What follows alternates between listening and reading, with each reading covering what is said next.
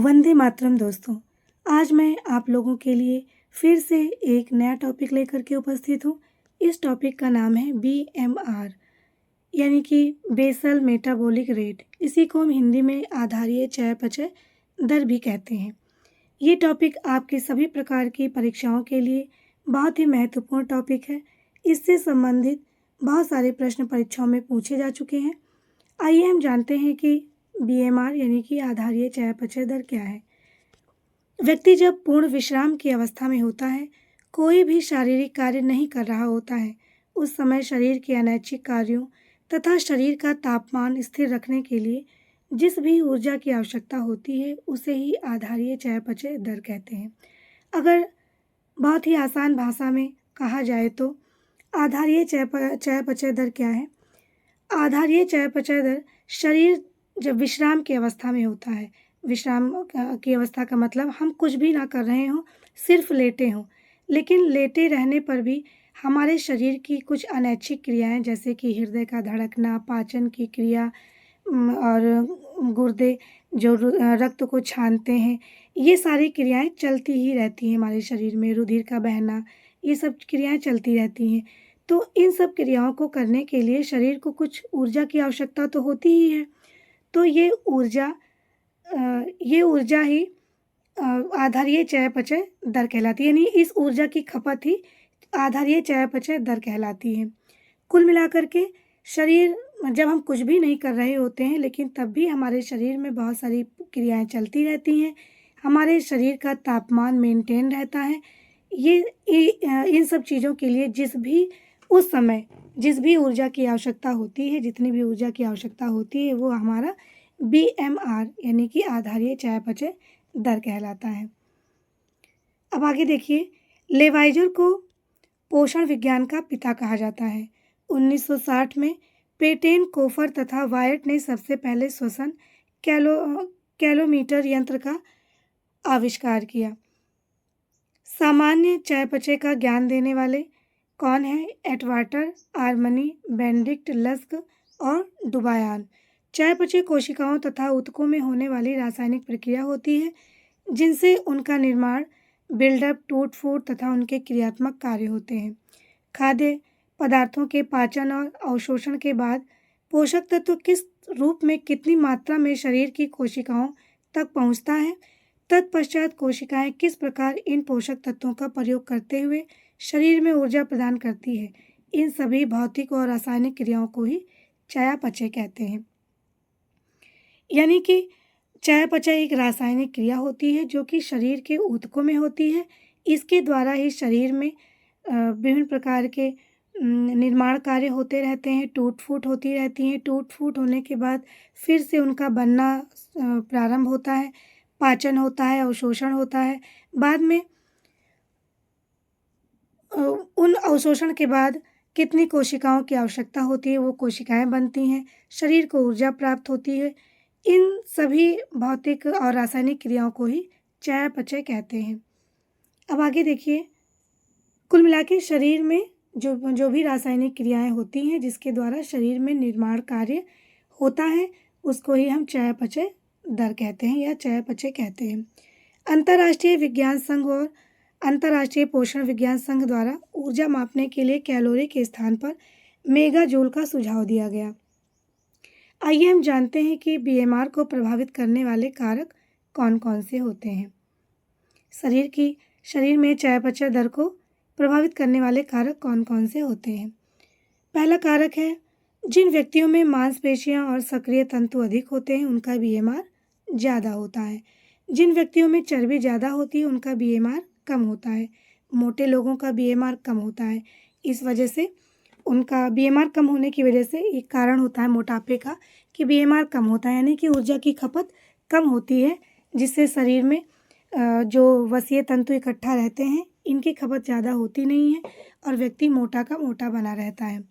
शरीर की लंबाई जितनी ज़्यादा होती है व्यक्ति का बीएमआर भी उतना ही ज़्यादा होगा। लंबे व्यक्ति का बीएमआर नाटे व्यक्ति के बीएमआर से 8% कम होता है। सामान्यतः एक स्वस्थ प्रौढ़ पुरुष का जिसका वजन सामान्य है उसका बीएमआर 1 किलो कैलोरी पर केजी शरीर भार प्रति घंटा होता है और स्त्री का 0.9 किलो कैलोरी पर केजी शरीर भार पर आवर होता है। एक पॉइंट यहाँ पे छूट गया था। पोषण वैज्ञानिकों के अनुसार बीएमआर शरीर भार की अपेक्षा शरीर के आकार, आकृति और क्षेत्रफल पर निर्भर करता है।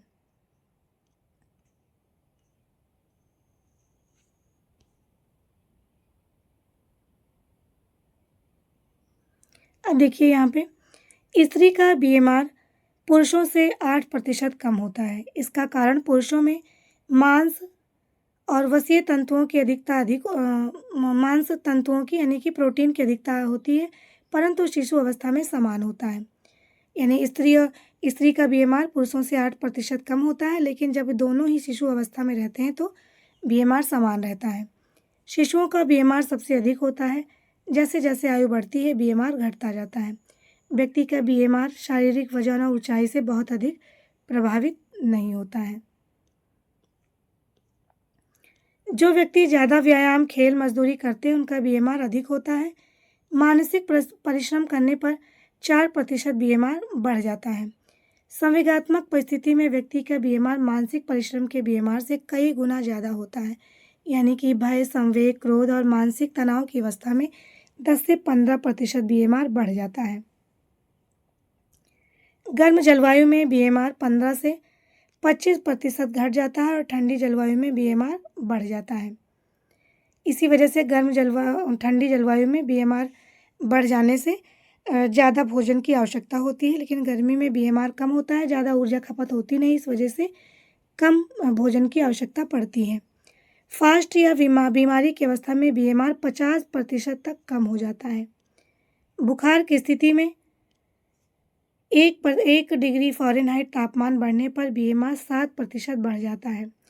थायरॉक्सिन की अत्यधिक स्रावन से बीएमआर बढ़ जाता है तथा हाइपोथायरायडिज्म यानी कि थायरॉक्सिन के अल्प स्राव से बीएमआर में 30% की कमी हो जाती है। यहाँ पे एक बात ये थी कि फास्ट या बीमारी की अवस्था में बीएमआर 50% तक इसलिए कम हो जाता है, और कभी कभी देखिए 10 से 20% भी माना जाता है अगर ऑप्शन में रहे तो, और 50% अगर ना रहे 10 से 20% है तो ये भी सही है।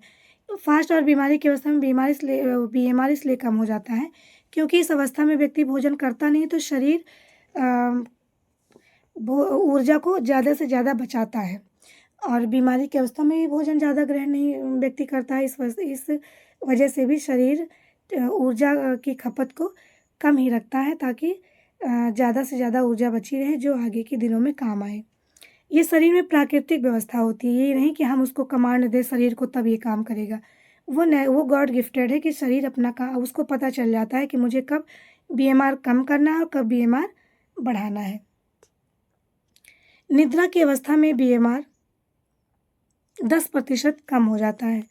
गर्भावस्था में बीएमआर बढ़ जाता है जिसमें प्रथम 6 माह में अत्यधिक होता है 15 से 25%, और धात्रीवस्था में बीएमआर में कोई विशेष वृद्धि नहीं होती है।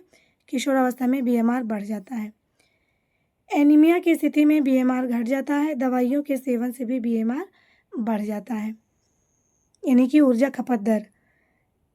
बैरोमेट्रिक प्रेशर कम होने पर बीएमआर बढ़ जाता है, जैसे पहाड़ों पर चढ़ने पर ये जब हवा का दबाव बनता है ज़्यादा तो बीएमआर बढ़ जाता है। अब देखिए हम जानेंगे कि कैलोरीमीटरी क्या है। यह एक ऐसा यंत्र है जिसके द्वारा शरीर में उत्पन्न ऊर्जा और शरीर द्वारा उपयोग की गई ऊर्जा की मात्रा का मापन करते हैं। यह कैलोरीमीटरी 2 प्रकार की होती है, प्रत्यक्ष कैलोरीमीटर और अप्रत्यक्ष कैलोरीमीटरी। प्रत्यक्ष कैलोरीमीटरी क्या है या कैलोरीमीटर क्या है? शरीर में उत्पन्न ऊष्मा की मात्रा को इसमें नापते हैं, जैसे बॉम्ब कैलोरीमीटर, अटवाटर रोसा रेस्पिरेशन कैलोरीमीटरी। और बॉम्ब कैलोरीमीटरी का आविष्कार अमेरिका के वैज्ञानिक अटवाटर के द्वारा किया गया। यानी कि प्रत्यक्ष कैलोरीमीटरी में शरीर से उत्पन्न ऊष्मा को मापते हैं, और अप्रत्यक्ष कैलोरीमीटरी में शोषित यानी कि ऑक्सीजन की कितनी मात्रा हमने ग्रहण की और कितनी कार्बन डाइऑक्साइड की मात्रा बाहर निकाली, इसकी मात्रा को मापा जाता है, और इसके आधार पर ये बीएमआर का मापन किया जाता है।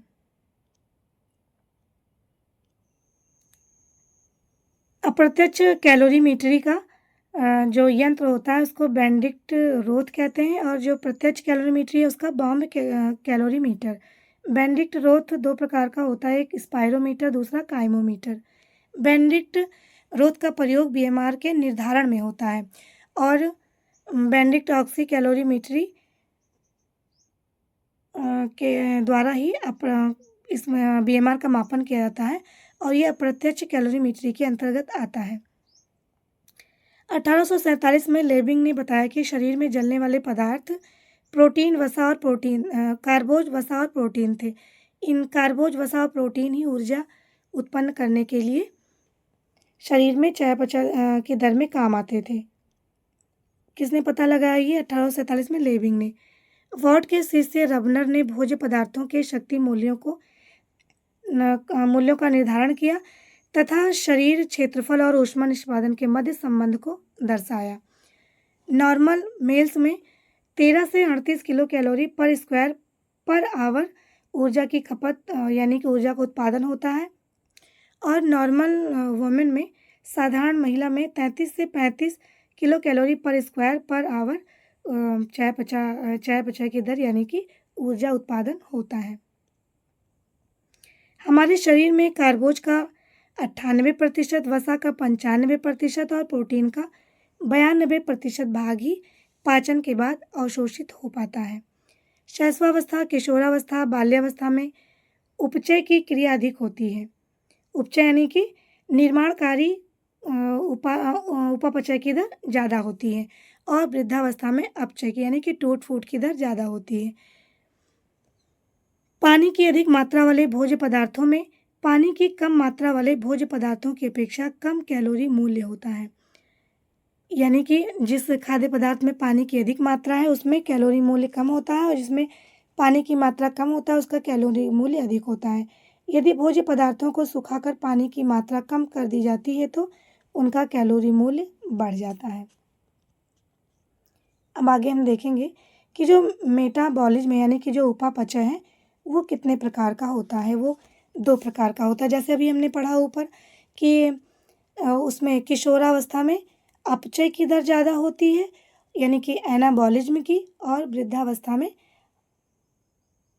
अपचय की दर ज़्यादा होती है कैटाबॉलिज्म की। उपचय की दर किसमें? किशोरावस्था में ज़्यादा होती है, और अपचय की दर होती है वृद्धावस्था में ज़्यादा। एनाबॉलिज्म में इसमें शरीर के अंदर निर्माणकारी कार्य होते हैं, जैसे हड्डी का बनना, कोशिकाओं का बनना, रक्त बनना, शरीर की वृद्धि आदि। तो इसको हम उपचय कहते हैं, एनाबॉलिज्म कहते हैं। और कैटाबॉलिज्म यानी कि अपचय में, इसका मतलब आहार का टूटना, इसे हिंदी में अपचय कहते हैं। इसमें प्रोटीन का अमीनो अम्ल में टूटना, ये सब चीज़ें ज़्यादा किस में होती हैं? वृद्धावस्था में होती हैं। और उपचय की मात्रा किस में ज़्यादा होती है? किशोरावस्था में। तो मेटाबॉलिज्म कितने प्रकार का होता है यानी कि उपापचय कितने प्रकार का होता है? 2 प्रकार का, एक अपचय और दूसरा उपचय। अपचय वृद्धावस्था में ज़्यादा होता है और अपचय किशोरावस्था में ज़्यादा होता है। प्रौढ़ावस्था में कैटाबॉलिज्म और एनाबॉलिज्म दोनों की प्रक्रिया समान होती है। वृद्धावस्था में कैटाबॉलिज्म ज़्यादा होता है और किशोरावस्था में एनाबॉलिज्म तेज होता है। कुछ शारीरिक क्रियाएं होती हैं जिनको 3 भागों में बांटा गया है: अत्यंत कम परिश्रम वाली क्रियाएं और हल्के परिश्रम वाली क्रियाएं, और तीसरा है मध्यम परिश्रम वाली क्रियाएं। तो अत्यंत कम परिश्रम वाली क्रियाएं कौन कौन सी होती हैं? पढ़ना, लिखना, भोजन ग्रहण करना, टीवी देखना, रेडियो सुनना, पेंटिंग करना, सब्जी काटना बैठकर, और ये सारी क्रियाएं बैठकर किए जाने वाले कार्य सारे अत्यंत कम परिश्रम वाली क्रियाएं होती हैं। इसमें 100 से 140 किलो कैलोरी पर आवर खर्च होती है। और हल्के परिश्रम वाली क्रियाएं जैसे कि भोजन पकाना, वॉशिंग मशीन में कपड़े धोना, प्रेस करना, टाइप करना, मशीन से सिलाई करना, कार चलाना, जूता पॉलिश करना, बिस्तर बिछाना, मेज झाड़ना आदि, इसमें 150 से 290 किलो कैलोरी पर आवर खर्च होती है। और तीसरी मध्यम परिश्रम वाले कार्य जो होते हैं जैसे झाड़ू लगाना, पोछा लगाना, हाथ से छोटे कपड़े धोना, बागवानी करना, बर्तन मांजना, घर के अन्य छोटे कार्य करना, इसमें 330 से 400 किलो कैलोरी पर आवर खर्च होती है। और कुछ काम होते हैं जो अत्यधिक परिश्रम वाले काम होते हैं, जैसे हाथ से निराई गुड़ाई करना, गोल्फ खेलना, तेज गति से चलना, गेंद खेलना, घुड़सवारी करना। इसमें 440 से 590 किलो कैलोरी पर आवर खर्च होती है। और कुछ कार्य होते हैं जो उससे भी ज़्यादा अधिक परिश्रम वाले होते हैं, जैसे कि तीव्र गति से दौड़ना, पेड़ काटना, टेनिस खेलना, रिक्शा चलाना, खेत में हल चलाना, फुटबॉल खेलना, खनन कार्य करना, तैरना आदि। इसमें 650 से 750 किलो कैलोरी पर आवर खर्च होती है। अब यहाँ पे बीएमआर से संबंधित जो भी आपके डाउट्स होंगे वो इस यहाँ पे क्लियर हो गए होंगे। यदि फिर भी कोई डाउट्स होता है तो आप कमेंट सेक्शन में मुझसे पूछ सकते हैं बीएमआर से संबंधित कोई भी चीज़। बाकी बीएमआर यानी कि उपापचय से संबंधित सभी जो भी पॉइंट्स थे यहाँ पे समाप्त होते हैं। आगे और भी टॉपिक्स के लिए मेरे चैनल पे बने रहिएगा। धन्यवाद।